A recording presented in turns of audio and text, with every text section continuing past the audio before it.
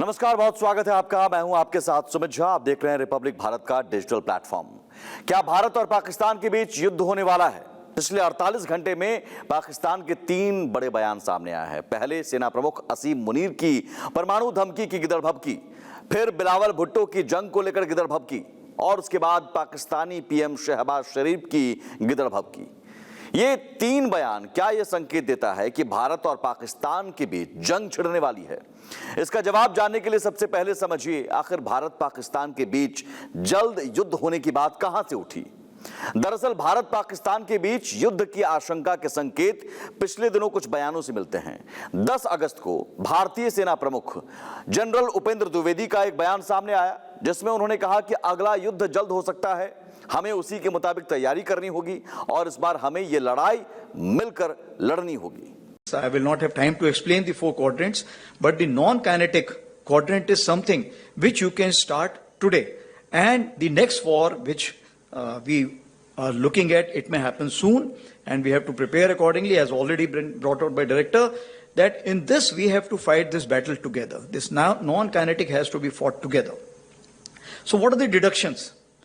That as far as whole of nation approach will be there for the next war, it is not the military alone which will be fighting. Let me assure you very clearly in this issue. As far as the grey zone is concerned, it's ever present and this will remain. भारतीय सेना प्रमुख के इस बयान के बाद ही पिछले 3 दिनों में पाकिस्तान की तरफ से 3 बड़े चेहरों ने युद्ध की धमकी दी है। सबसे पहले 10 अगस्त को ही अमेरिका की धरती से पाकिस्तानी आर्मी चीफ असीम मुनीर ने भारत के सिंधु जल संधि स्थगित करने को कहा कि अगर भारत सिंधु नदी पर बांध बनाएगा तो हम उसे 10 मिसाइलों से नष्ट कर देंगे। साथ ही गिदड़भबकी दी कि हम एक परमाणु संपन्न राष्ट्र हैं और हमें लगता है कि हम डूब रहे हैं तो हम आधी दुनिया को अपने साथ ले डूबेंगे। फिर इसके बाद 11 अगस्त को पाकिस्तान के पूर्व विदेश मंत्री बिलावल भुट्टो का बयान सामने आता है कि अगर भारत ने सिंधु जल संधि को निलंबित रखा तो पाकिस्तान के पास जंग के अलावा कोई रास्ता नहीं बचेगा। मोदी सरकार को बताना चाहेंगे कि हम पीछे नहीं हटते, हम झुकते ही नहीं हैं। तो अगर आप सिंधु की तरफ इस किस्म की हमला के बारे में सोचेंगे तो फिर पाकिस्तान के हर सूबे के अवाम आपका मुकाबला करने के लिए तैयार है और ये ऐसे जंग है जो आप जरूर हारेंगे। और इसके बाद बिलावल भुट्टो के बयान के अगले दिन 12 अगस्त को पाकिस्तान पीएम शहबाज शरीफ ने भी गिदड़भबकी देते हुए कहा कि भारत पाकिस्तान से एक बूंद पानी भी नहीं छीन सकता। अगर ऐसा करने की कोशिश की तो पाकिस्तान ऐसा सबक सिखाएगा जिसे जिंदगी भर नहीं भूलेंगे।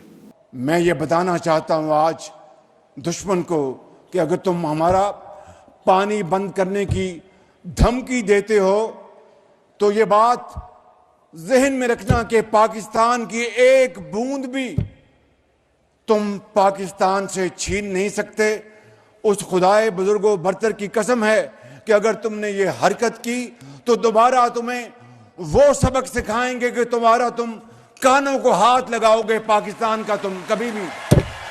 तो सवाल है कि क्या पानी के मुद्दे पर भारत पाकिस्तान के बीच युद्ध छिड़ सकता है? और सिंधु जल संधि रद्द होने के बाद पाकिस्तान आखिर क्यों तड़प रहा है, क्यों बिलबिला रहा है?